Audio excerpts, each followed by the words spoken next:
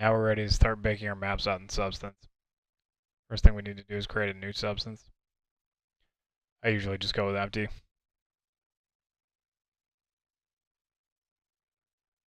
Under the new graph, we'll pick the package, right click, and link a 3D mesh to it. Start with the sculpt plane. And this could take a while.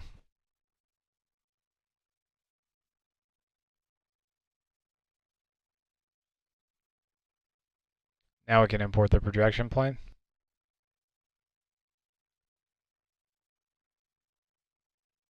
And it's going to give us a warning that this is a UDIM mesh, and that's just something coming out of Zbrush. Those are the default UVs on the Zbrush plane. I'm just going to say no because we don't actually need those UDIMs.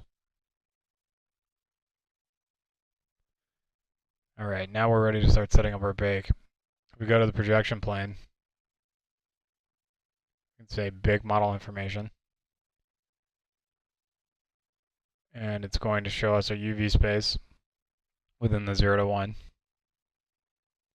and ask us for a high definition mesh. So we can say from resources, we can take the sculpt plane. We can add the bakers that we want to use. The most important are going to be height, color map from mesh, because that'll get our vertex color, normal map, and pretty much anything else that would be useful to you. You can pick and choose as you go.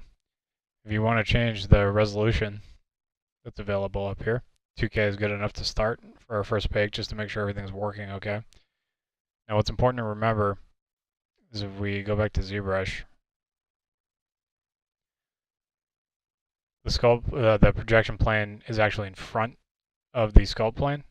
So that means when we do our projections, we actually need to boost the rear value of the projection plane. So there's nothing in front of it, but there is a lot of stuff behind it. All right, so with that all set up, we should be good to go. Let's start the render. This can take some time, especially with a heavy mesh.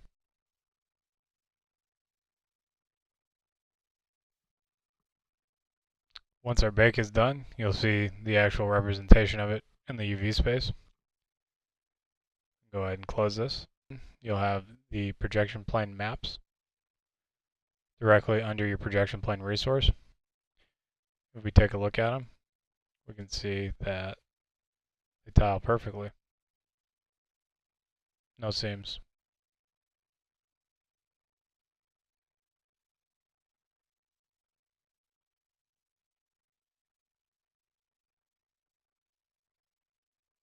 If we start to put together a material,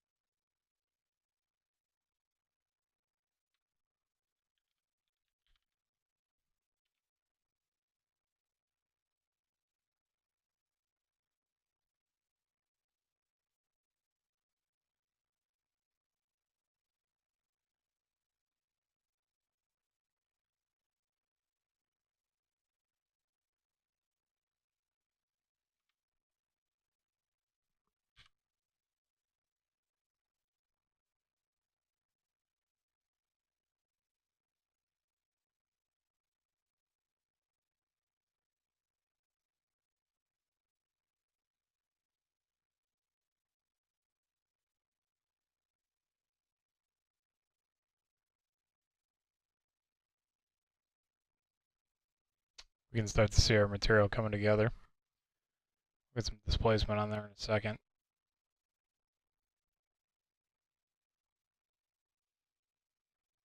Go ahead and change the renderer to iRay just because it'll be a lot more like V-Ray.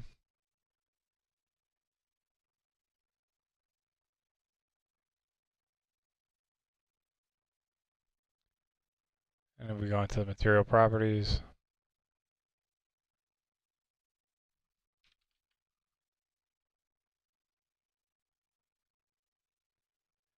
we can start to boost our height map.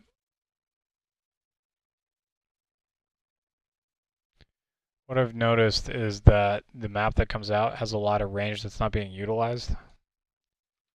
We put a levels adjustment on there.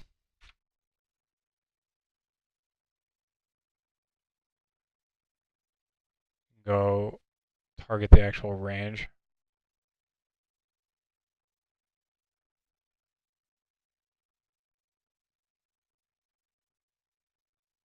You can see how much more detail our height map is getting.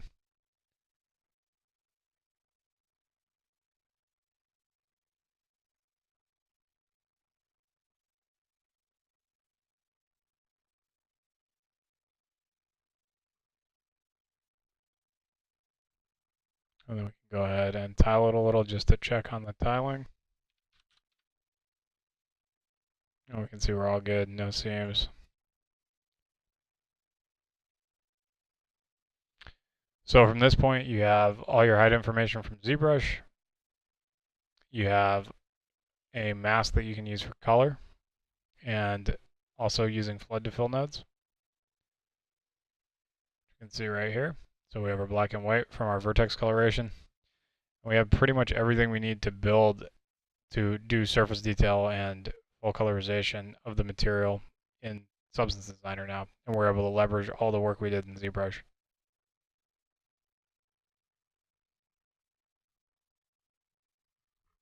So here's an example of the substance graph that I created after going through the Zbrush process. And you can see I just added lots of details. Use the mask for my sculpt for the coloration and other aspects. Did a nice roughness map, some extra normals, and it all comes together to a pretty cool result. I hope this was helpful. Thank you for watching, and hit me up if you have any questions. There's a contact page on my website.